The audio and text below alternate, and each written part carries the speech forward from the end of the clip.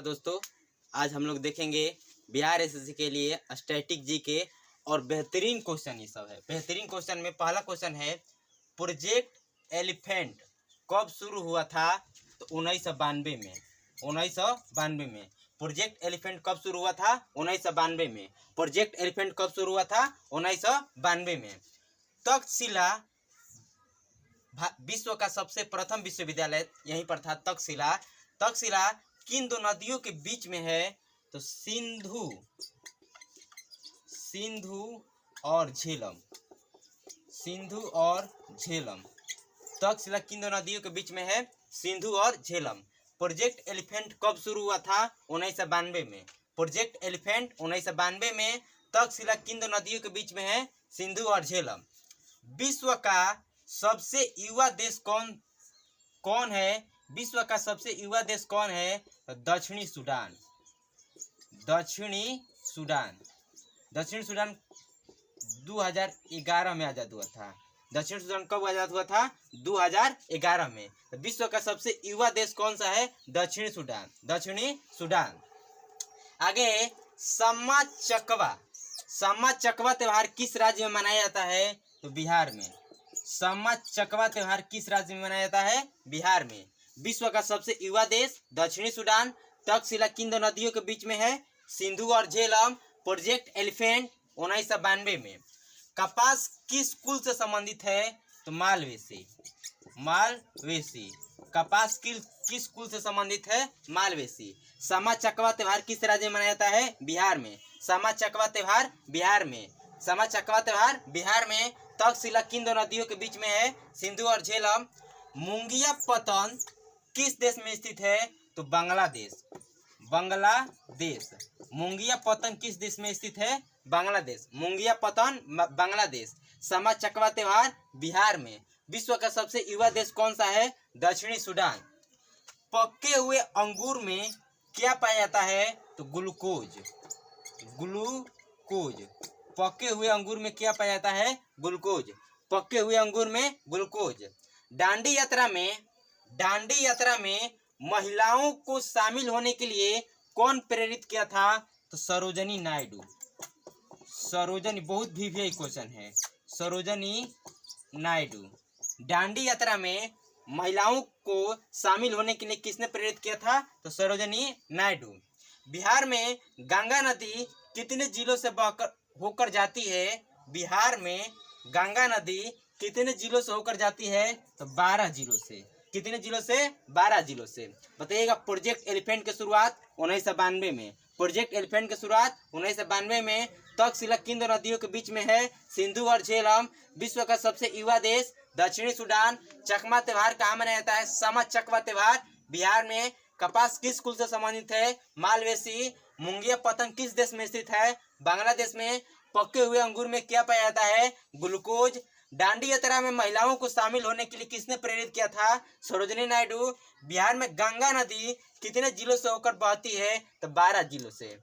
आगे है, उपराष्ट्रपति के चुनाव में कौन भाग लेता है? बहुत भी क्वेश्चन है कि उपराष्ट्रपति के चुनाव में कौन कौन भाग लेता है? तो संसद प्लस संसद के निर्वाचित और मनोनीत सदस्य दोनों, यानी कि लोकसभा और राज्यसभा के निर्वाचित और मनोनीत सदस्य दोनों। बहुत भी क्वेश्चन है कि उपराष्ट्रपति के चुनाव में कौन कौन भाग लेता है? तो लोकसभा और राज्यसभा के निर्वाचित और मनोनीत सदस्य दोनों। आगे क्वेश्चन 11 नंबर कि कोलंबो से अल्मोड़ा किसके अनुभव पर आधारित है? तो स्वामी विवेकानंद।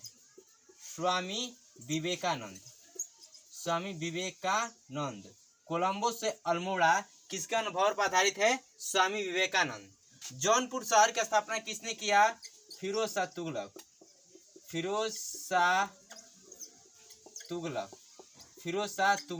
जौनपुर शहर की स्थापना किसने किया? फिरोज शाह तुगलक। कोलंबो से अल्मोड़ा किसके अनुभव पर आधारित है? तो स्वामी विवेकानंद।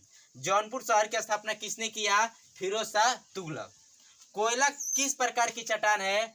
अवसादी चट्टान। अवसादी चट्टान। कोयला किस प्रकार का चट्टान है? अवसादी चट्टान। कोयला किस प्रकार का चट्टान है? अवसादी चट्टान। उपराष्ट्रपति के चुनाव में कौन कौन भाग लेता है? तो लोकसभा और राज्यसभा के निर्वाचित और मनोनीत सदस्य दोनों। कोलंबो से अल्मोड़ा किसके अनुभव पर आधारित है? स्वामी विवेकानंद। जौनपुर शहर की स्थापना फिरोज शाह तुगलक। कोयला किस प्रकार की चट्टान है? अवसादी चट्टान। सांगला घाटी किस राज्य में है? सांगला घाटी किस राज्य में है? हिमाचल प्रदेश। हिमाचल प्रदेश। सांगला घाटी किस राज्य में है? हिमाचल प्रदेश में। क्योटो प्रोटोकॉल वार्ता कब हुआ था? तो 1997 में। क्योटो प्रोटोकॉल वार्ता कब हुआ था? 1997 में। परोपकारी सभा के संस्थापक कौन थे? तो दयानंद सरस्वती। दयानंद सरस्वती। दयानंद सरस्वती।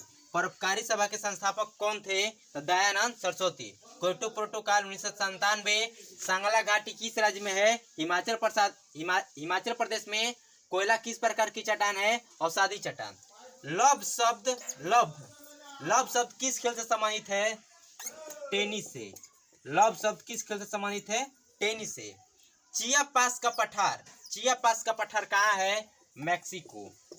चियापास का पठार कहाँ है? मैक्सिको। चियापास का पठार मैक्सिको। लव शब्द किस खेल से संबंधित है? टेनिस से। परोपकारी सभा के संस्थापक दयानंद सरस्वती। क्योटो प्रोटोकॉल वार्ता कब हुआ था? 1997 में। सांगला घाटी किस राज्य में स्थित है? हिमाचल प्रदेश में। ए वॉइस फॉर फ्रीडम पुस्तक के लेखक कौन है?